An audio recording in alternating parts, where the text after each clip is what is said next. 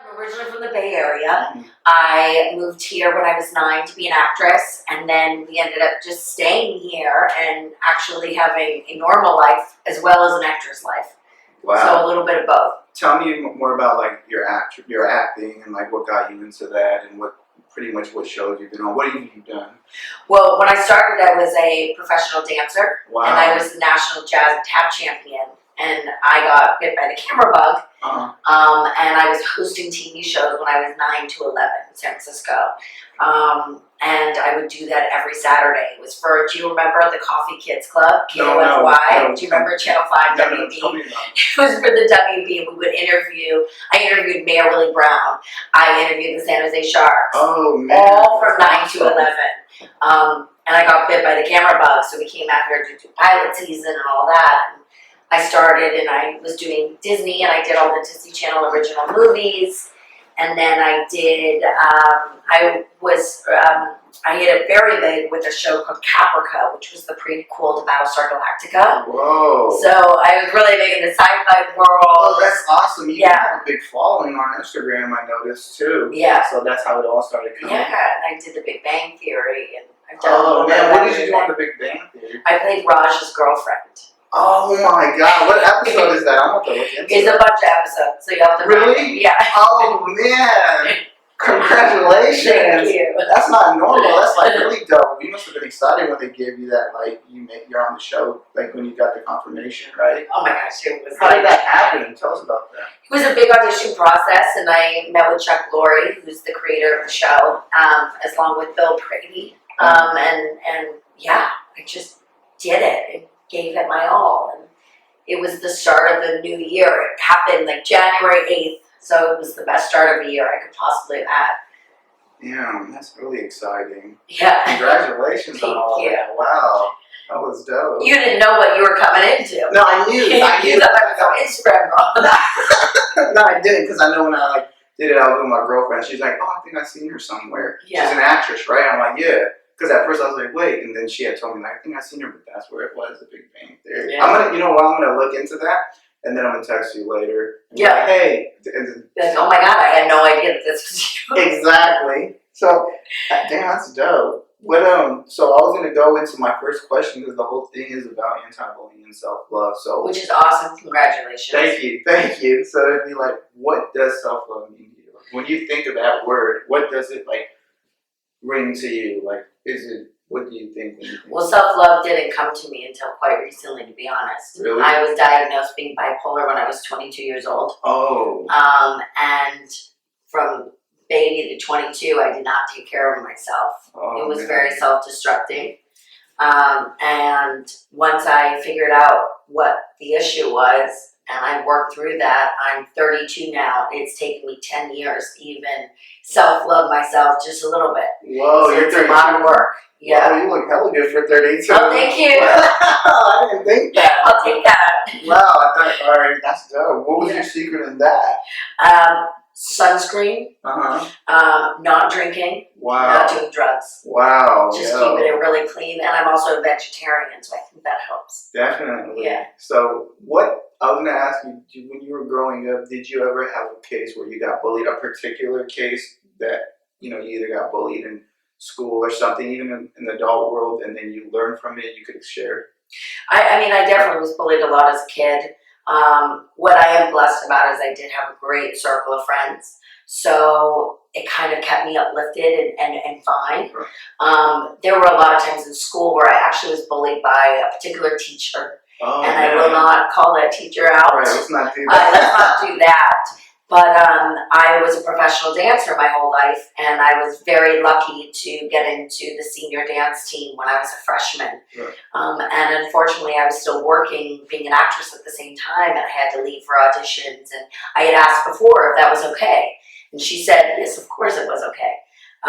And then I booked a job and unfortunately couldn't make some of the work, and she pulled me aside and was very stern and aggressive with me that I wasn't making a commitment and I was making the biggest mistake by being an actress. Oh, and wow. would make me cry, and it was very upsetting. And I actually ended up leaving school because I chose to become an actress and follow my dream. And I continued doing school, but I did homeschool and got my proficiency exam and all this. But yeah, it was surprising. It was actually a teacher. It's funny you very say tough. that because sometimes it goes down that path. Because back when I was in college, I was in photography, and I had a particular teacher that, you know, I was trying to like during the class they would, you know, teach us about like go out there, make things happen, don't be scared. But it was like as I was doing that, the teacher was like pulling it back. Like I remember there was a time in our photography class where it was like, hey, let's. She was like teaching us about like what's that Kickstarter accounts, Right. like how to raise funds and like about taking action. And I was like, you know what?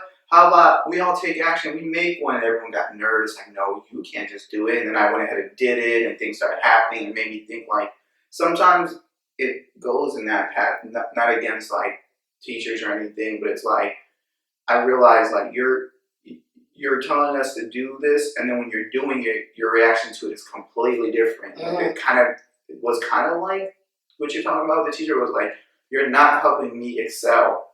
You're holding me down." And it's like, why? Right. Like, you For know, what? Don't you want us to learn? Don't you want us to get better? And I realized sometimes that, you know, even comes with parents, like parents, teachers, they're just still humans at the end of the day. Yeah, of course. So they look at it as like, wait a minute, like, because I felt like it was kind of like we were doing like a Kickstarter, and one of the parts of my like film was like getting like police to arrest me because I did something wrong. And I was like, well, I'm just gonna ask the school campus police to do it in my video. And it was like alarming to her, like, wait, you can't just take action, you can't just do that. And I was like, why? And then I went and did it, and oh my god, the campus police were so friendly. They were like, oh my god, yeah. They were like, oh my god, Cameron, we would love to get on your video. What do you want us to do? It's like, she would be like, this is awesome. And helping out. And they were so down. They scheduled it. Right. They got on film. They did exactly what I want. When I went back and told my teacher, she was like, what? Really? Are you serious? I was like, yeah. She didn't stop me, but she was like, it was like her not forced, not like she was teaching us to go do it. I was literally like, I'm gonna go do it. And she was like, you can't do that. Like, you can't just go do that. And I did it, and it happened. What?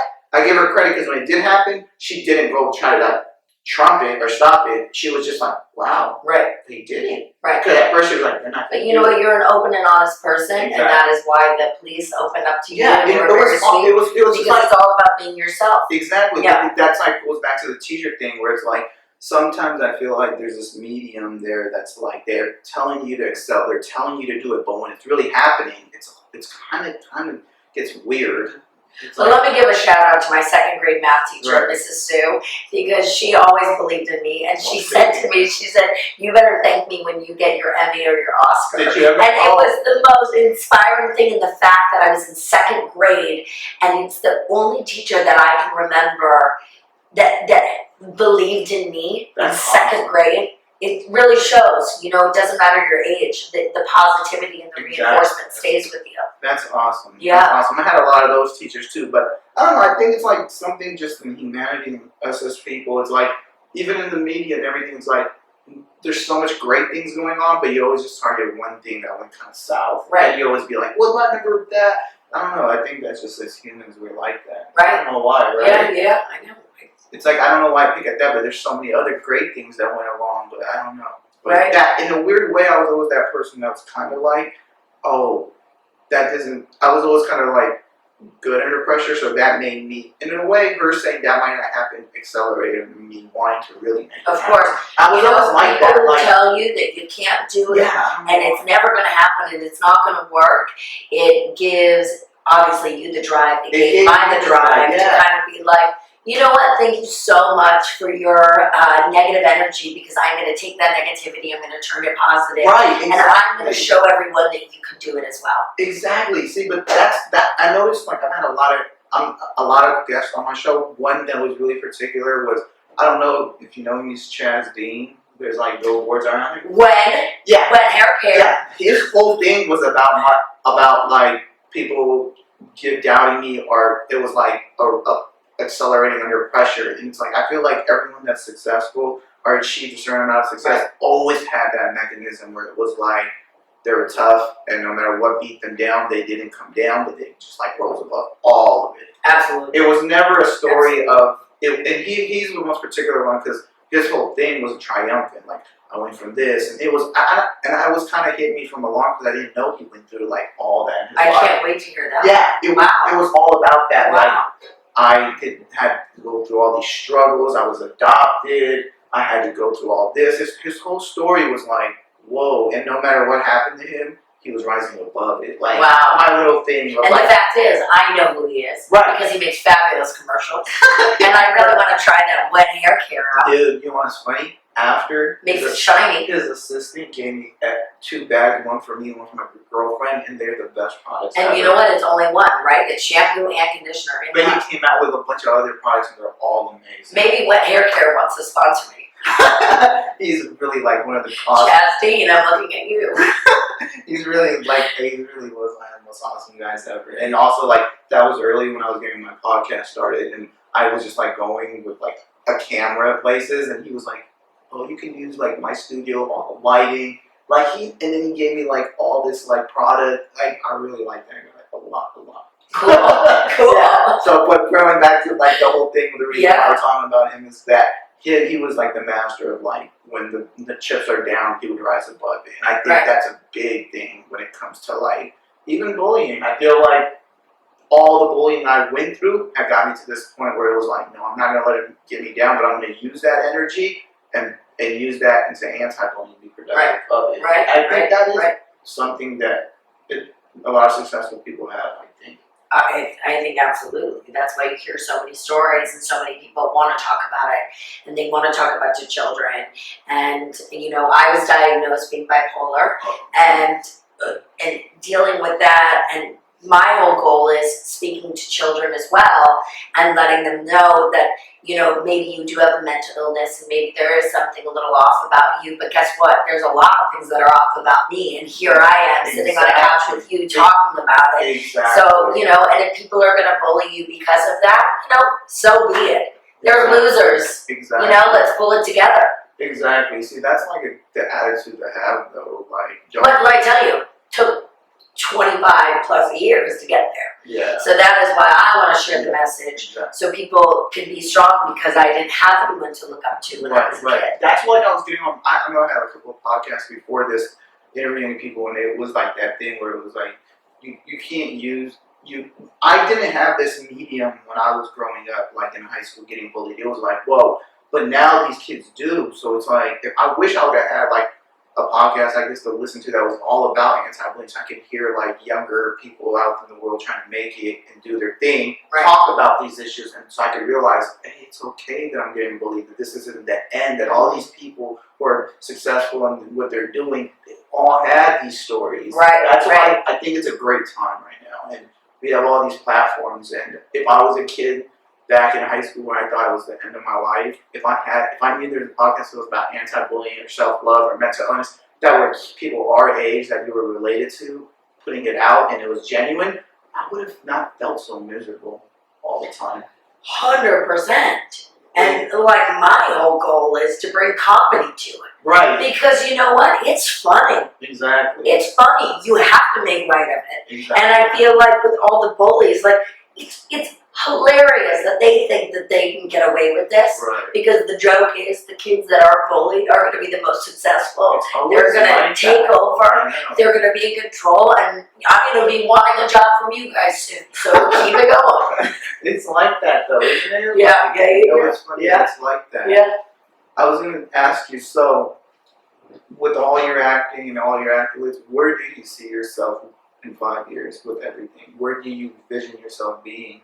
In 5 years, I envision a whole lot, I'll tell you that much. Let's talk about it. I want to be, at this point, going around the world and meeting different people and having, I want to fill up auditoriums. I want to be like the Tony Robbins without selling things. Wow. But I want to meet every single person and have that connection, because I think that's what we're missing, especially with more technology as we're getting further along. And you know what, I gotta tell you, like, I am all for technology. I am all about it. But I think that is very important as well as growing with technology, we keep in the same path, personal connection. Right. And I think sharing stories, and even if I can touch one person and make them feel a little inspired that they can get through their day, that's what's most important. I want to be doing films about it. I want to be doing documentaries. I want to be interviewing people. I want to create a safe space. I want to create a community. And however I got to do that, I'm going to do that. You're pretty much already doing it, because that's pretty much what I'm doing. So yeah, I mean, we gotta stick together and help people grow. This summer's coming to an end, and I know school's starting, so I'm gonna have more assemblies lined up for it too. I would love to. I would love to go. I love talking. Awesome. Once school starts again and everything runs, the schools usually send me some dates, and I confirm, and I'll send them to them. Oh, I would love that. I would love to do high school. Exactly. The funny thing about it is, but can I come in a cheerleader outfit? Yeah, whatever's gonna make your part of it. When you speak for 5 minutes, right. That's affected. Cool. I love it. It's pretty much what you were just talking about. It's pretty much that's exactly what I've been doing already. So I think you could easily do that in the next couple of months. So important. Right. Listen, I started my podcast shooting it 2 weeks ago. Oh, you have that going. It's going incredible, but in just such a short amount of time, I had no idea how many people wanted to be open and honest and talk about it. Right, that's what it's all about, isn't it? The whole podcast thing is like, let's just take people and like strip them of like everything and just be honest. Yeah. That's well, I mean, you reached out to me. I have no idea who you are. Exactly. This was a gamble coming here. I think we're already having a good time. But, you gotta take that risk and you gotta take that chance, because the more time you can talk about it and the more energy you can project into the world, I think the more positive reaction you're gonna get. Going on that whole like you gotta take chances and just do it. I just got on a plane and came out here 6 months ago, and look where I'm at now. So it's like, and here you are talking to Raj's girlfriend. Exactly. Already made it. So it's kind of like that whole thing. I think that's a very big part of it too. Like just you have to like just take that chance. Sometimes you don't have to know everything. Like you didn't know that it was going to be set up in a nice way and come you, but you just took that chance and came and did it. And it's very beautiful. Exactly. It's a beautiful studio. Exactly. So it's kind of like, I think I've always been key on that too, where it was like, hey, I don't know exactly how the chips are going to fall, but there's a vision, and you have your podcast, you have all your things, and I think like, look, you're going in the right direction too. Listen, and all you can do is go forward, right. And if it fails and it falls, so be it. That's how it is, and you build yourself back up. Because you know what I noticed about failure? You learn a lot more even from failing than you don't even do it.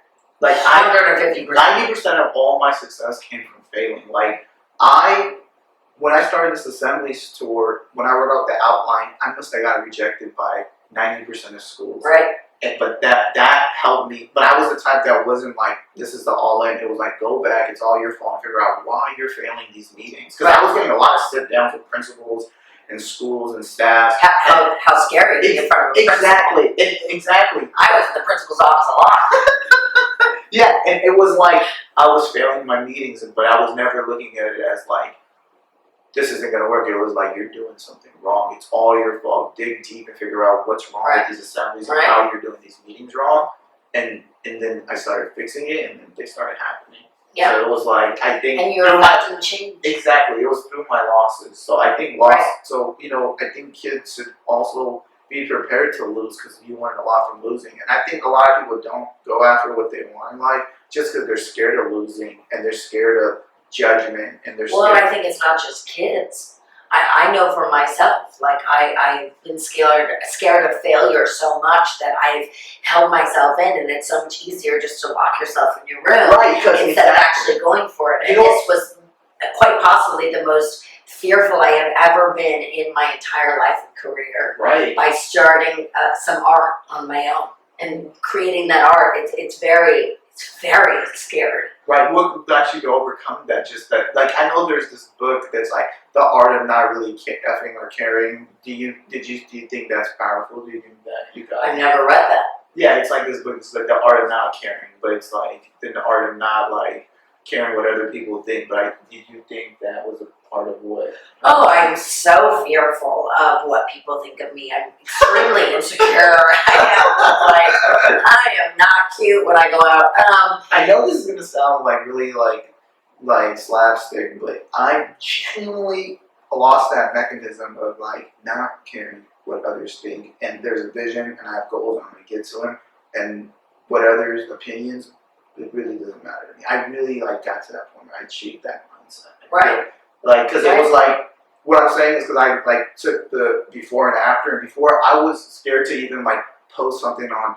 Back when Facebook and MySpace was big. I do. I was scared. I was very upset if I wasn't someone's top friend. Yeah, I was scared to even post something on there that showed what I was thinking, like a status. So I was like, oh my god, what are people gonna think? Right. And that was holding me back from doing any, or just even being happy in life. Because Right. I'm scared to be me. Right. But you can't be. Exactly. And You can't be. I just want like anyone that's listening to this podcast to understand, like, as long as you're not doing nothing negative, a criminal act, harming others, it's not. There's nothing wrong with being yourself. You'll find the most happiness you've ever been in your life when you are genuinely being yourself, and the right people will come to you. Yeah, I absolutely. Because that was the hardest for me, and my biggest thing also in school was I was trying so hard to be cool and have all of them like me, but in reality, I was miserable because I was getting bullied by these people that I wanted so much to be liked by. And then also, I had other kids in the school that really liked me, genuinely, and I wouldn't want to hang out with them because I didn't think they were cool. Well, and I think it's also important for kids to know that you don't need a large group of friends. Big time. I think that's super important. I was very lucky. I did have such a great group of friends. I went to a super small school, though. There were only about 50 of us in a grade, so I think that made a big difference.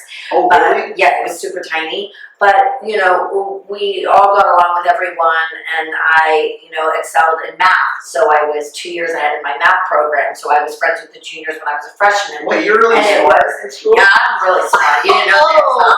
Blue-eyed blonde, you weren't expecting it. No, I knew. Brilliant. No, I didn't know. I knew No. you were smart because you weren't doing like any like weird actions that were like. But I didn't think. Wow. But getting back to the point of the kids is, you know, I did have this great group of friends, but one particular let me be who I was, and she made me pretty cool. And it's my best friend, Jenna Goldsmith. Hi, Jenna. Say hello to Jenna. And Jenna has been my best friend since I was 12 years old. So we are going on a 20-year relationship right now. And she has seen me through the ups and downs, through pre-medication to now medication to finding myself. Hey, speaking on that, if you can elaborate on that, what exactly when you got on medication, how did that help you? Well, it helped me from living. Really? Tell you that much. You know, I was very dark feelings and thoughts were in my mind. And with bipolar disorder, you have very high highs and very low lows. It's a manic issue. Right. And I was mismedicated, which is very dangerous.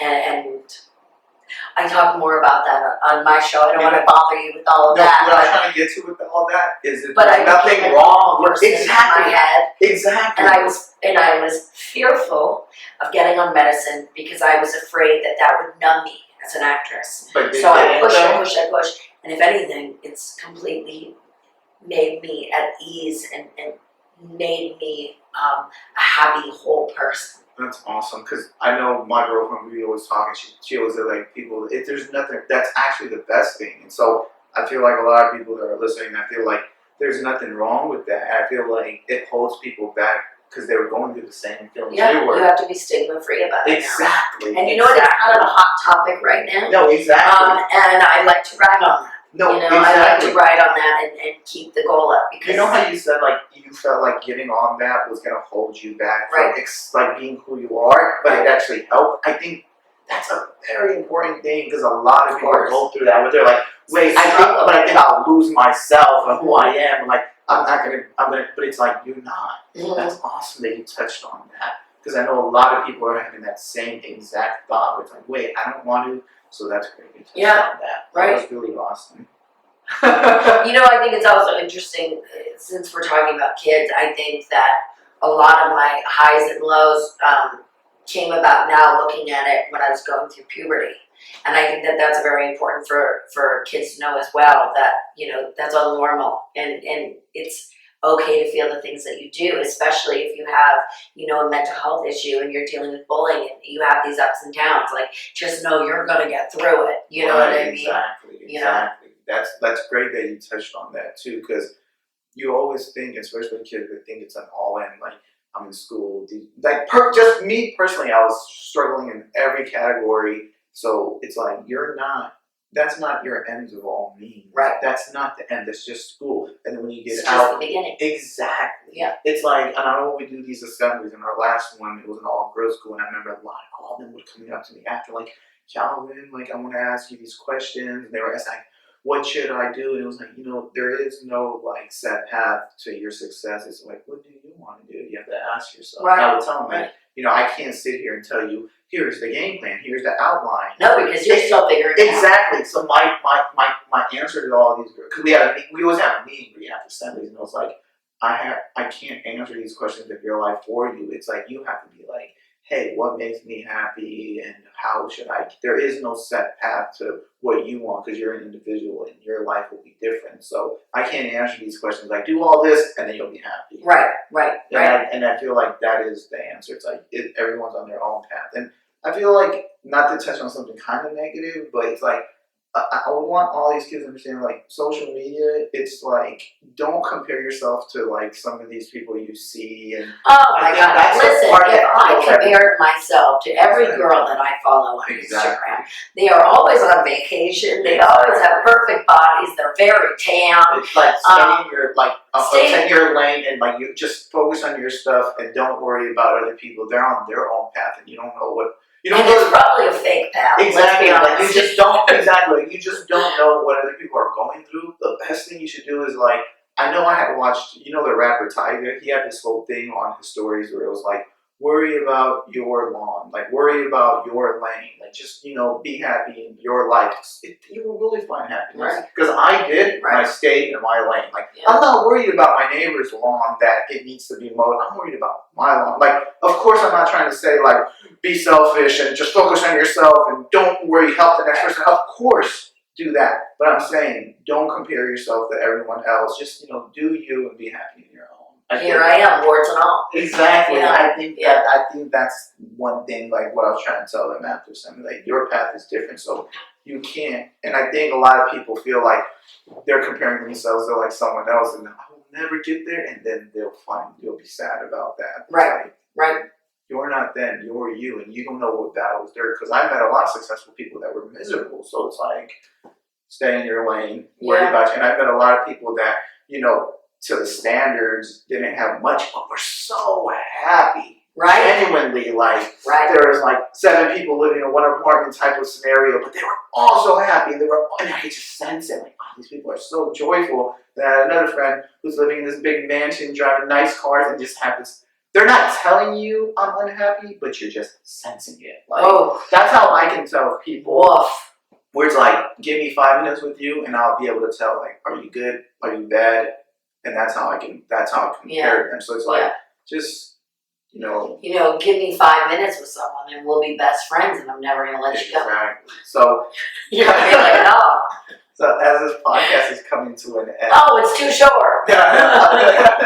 What would you like to leave the listeners on? Oh, gosh. I mean, I would like to leave the listeners on so many things, but, it's really tough as a kid. I had a really tough time. I learned a lot about myself. I learned a lot about relationships, broken relationships. I'm a kid of a divorced family. I'm a kid who doesn't talk to their dad anymore. And, I went through all that when I was 15 years old. And here I am. And I'm trying to make a difference. And I don't care if you think that I'm awesome or whatnot, but I care about you.